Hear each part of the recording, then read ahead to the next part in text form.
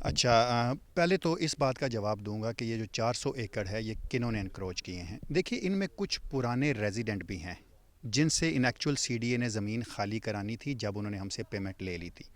تو ایک تو سی ڈی اے کی جو نیگلیجنس تھی وہ یہاں تھی کہ انہوں نے ہمیں کبھی بھی 1709 ایکڑ زمین نہیں دی. تو یہاں میں یہ پوائنٹ کلیریفائی کرنا چاہوں گا کہ یہ نہیں ہے کہ سی ڈی اے نے ہمیں ڈے ون سے 1709 ایکڑ کی پیمنٹ لے کے 1709 ایکڑ زمین دے دی اور ہمارے ہوتے ہوئے قبضہ ہوا. ایسی بات نہیں ہے. یہ ان میں سے بہت سی زمین شاید 2/3 جو ہے وہ آلریڈی قبضہ میں تھی. کچھ نئی جو انکروچمنٹ ہوئی وہ آپ کو پتہ ہے, اس میں کچھ حکومتی کارندے بھی ہیں جو مختلف ادوار میں حکومتیں رہیں, ان کے بھی کچھ لوگ ہیں, پھر ان کو دیکھا دیکھی کچھ اور بھی لوگ ہیں. اس کی وجہ یہ تھی کہ سی ڈی اے نے اگر کبھی ہمیں ڈیمارک کر کے دیا ہوتا کہ یہ آپ کی زمین ہے, یہ آپ کی باؤنڈری ہے, اور کوئی اس میں کوئی چار دیواری یا کوئی فینس بنا کے دی ہوتی تو ذمہ دار تھی یونیورسٹی اس چیز کی کہ یونیورسٹی کی زمین پہ کوئی انکروچمنٹ ہوئی ہے. تو یہ انکروچمنٹ یونیورسٹی کے اینڈ پہ نہیں ہوئی. یہ میں ایک پوائنٹ کلیریفائی کر دوں. اور جہاں تک آپ کا دوسرا سوال تھا, یہ اب جو انکروچمنٹ ہوئی ہے یہ تو میں سمجھتا ہوں کہ یہ ٹرو سینس میں انکروچمنٹ ہے کہ سی ڈی اے نے ایک زمین آپ کو دے دی.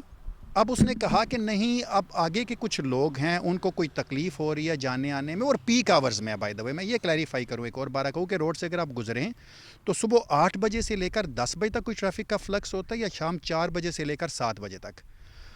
اس وقت اگر آپ دن میں جائیں تو بہت کم ٹریفک ہے, اور میرا خیال ہے 5 منٹ میں آپ پورا باراکو کا بازار کراس کر سکتے ہیں. تو ان چند گھنٹوں کی تکلیف کے لیے ایک ایسی روڈ بنا دینا جس سے قائد اعظم یونیورسٹی جیسی جو سرکاری درسگاہ ہے جس میں ہر طرح کے لوگ آتے ہیں, ہر پاکستان کے خطے سے لوگ آتے ہیں, اور ایک فیڈریشن ہے, اس فیڈریشن کو آپ 3 حصوں میں کاٹ رہے ہیں. یعنی ہم اپنی زمین پہ ہی بالکل کٹ کے رہ جائیں گے. تو یہ منصوبہ اس سینس میں کہہ رہا ہوں کہ ایک ٹرو سینس میں انکروچمنٹ ہے.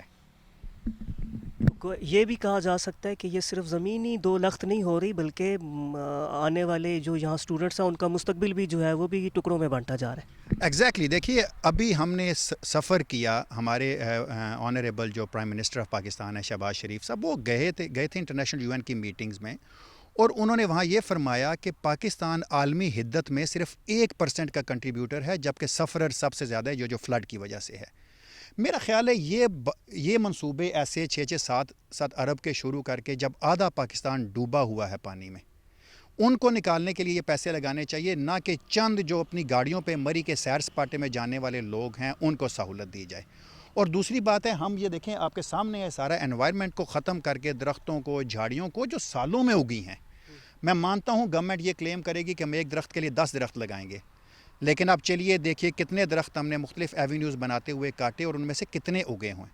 میرا خیال ہے انہی درختوں کے ساتھ ہمیں نئے اگانے چاہیے, نہ کہ یہ جو سریے کے جو دریا ہیں یہ بنا کے مزید پاکستانیوں کے لیے مشکلات کریں عالمی حدت کو بڑھا کے, اور پاکستان کے لیے ان پرٹیکولر اس چیز میں.